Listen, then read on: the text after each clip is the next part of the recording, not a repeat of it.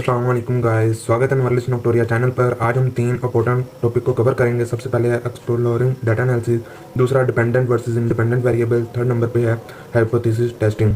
तो चलें ज़्यादा देर ना करते हुए वीडियो की शुरुआत करते हैं। एक्सप्लोरिंग डाटा एनालिसिस, डाटा को समझना फिर बाद में एनालाइज करना। इसके चार पिलर्स हैं जिन्हें हम याद रखते हैं, CDCR। सबसे पहले हमारे पास है कंपोजिशन पार्ट्स, होल के अंदर हिस्सा कितना कंट्रीब्यूट कर रहा है। की क्वेश्चन ये है कि each part contribute how much. Toll हमारे पास होते हैं पाई चार्ट और स्कर्टेड बार चार्ट। मिसाल ये है कि हर डिपार्टमेंट से कितने फीसद स्टूडेंट हैं। दूसरा हमारे पास है डिस्ट्रीब्यूशन यानी शेप, डाटा की शेप और सेपरेट। की क्वेश्चन ये है कि how is data separate. Tool हमारे पास है हिस्टोग्राम, बॉक्स प्लॉट और डेंसिटी प्लॉट। और मिसाल ये है कि एग्जाम स्कोर कैसे सेपरेट है। फिर हमारे पास है रिलेशनशिप यानी कनेक्शन, वेरिएबल के दरमियान ताल्लुक। की क्वेश्चन ये है कि does one variable affect another. Tool हमारे पास है स्कैटर प्लॉट, रिग्रेशन और कोरिलेशन। और मिसाल ये है कि स्टूडेंट और का कनेक्शन है मार्क्स के साथ। फोर्थ हमारे पास है कंपैरिजन यानी डिफरेंस, ग्रुप के दरमियान फ़र्क। की क्वेश्चन ये है कि विच ग्रुप इज़ हायर और लोअर। और टूल हमारे पास होते हैं बार चार्ट, टी टेस्ट और अनोवा। मिसाल ये है कि मेल वर्सेस फीमेल का स्कोर का डिफरेंस मालूम करना। एक्सप्लोरिंग डाटा एनालिसिस समरी और ईडीए का क्विक ट्रिक। सी से यानी कंपोजिशन यानी पार्ट्स, डी से डिस्ट्रीब्यूशन यानी शेप और आर से रिलेशनशिप यानी कनेक्शन और सी से कंपैरिजन यानी difference. Dependent versus dependent variable, ये कंसेप्ट हर एनालिसिस की फाउंडेशन है। सिंपल मीनिंग इंडिपेंडेंट वेरिएबल का ये है कि ये कॉजेज और इनपुट होता है, जबकि डिपेंडेंट वेरिएबल ये इफेक्ट और आउटपुट होता है।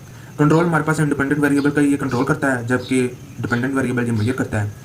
और रोल हमारे पास है इंडिपेंडेंट का ये प्रोड्यूस करने के लिए इस्तेमाल होता है, जबकि डिपेंडेंट वेरिएबल हमारे पास आउटकम निकालने के लिए इस्तेमाल होता है। मिसाल ये है कि स्टडी और इंडिपेंडेंट है, जबकि एग्जाम स्कोर हमारे पास डिपेंडेंट है। क्विक ट्रिक ये है कि इंडिपेंडेंट कॉजेज है, जबकि डिपेंडेंट इफेक्ट है। हाइपोथेसिस के दो टाइप हैं, नल हाइपोथेसिस और अल्टरनेटिव हाइपोथेसिस। नल हाइपोथेसिस में नो इफेक्ट नो डिफरेंस, और जबकि अल्टरनेटिव हाइपोथेसिस में इफेक्ट एग्जिस्ट करता है। मिसाल ये है कि जब स्टडी नहीं करेगा तो एग्जाम भी खराब आएगा, यह नल हाइपोथेसिस। और अल्टरनेटिव हाइपोथेसिस में स्टडी करेगा ऑटोमेटिकली एग्जाम मार्क्स भी अच्छे आएंगे, यह अल्टरनेटिव हाइपोथेसिस। प्रोफेशनल टिप ये है कि हमेशा नल हाइपोथेसिस का टेस्ट किया जाता है। अगर पी की वैल्यू लेस देन है 0.05 से तो ये रिजेक्ट है। अगर पी की वैल्यू ग्रेटर देन है 0.05 से तो ये फेल टू रिजेक्ट है।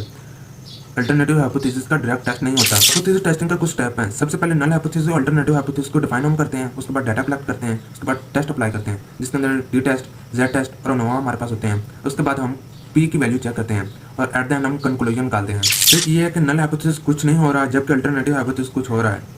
डिसीजन डाटा करता है, जबकि असम्पशन नहीं। तो स्टेप ये है कि एक्सप्लोरिंग डाटा एनालिसिस की मदद से हम डाटा को समझते हैं, फिर एनालाइज करते हैं। और वेरिएबल हमने देखा इंडिपेंडेंट वेरिएबल और डिपेंडेंट वेरिएबल, और hypothesis test the truth from data. तो गाइस आज के लिए इतना ही। तो अब मैं आपसे मिलता हूँ अगली वीडियो में, तब तक के लिए बाय।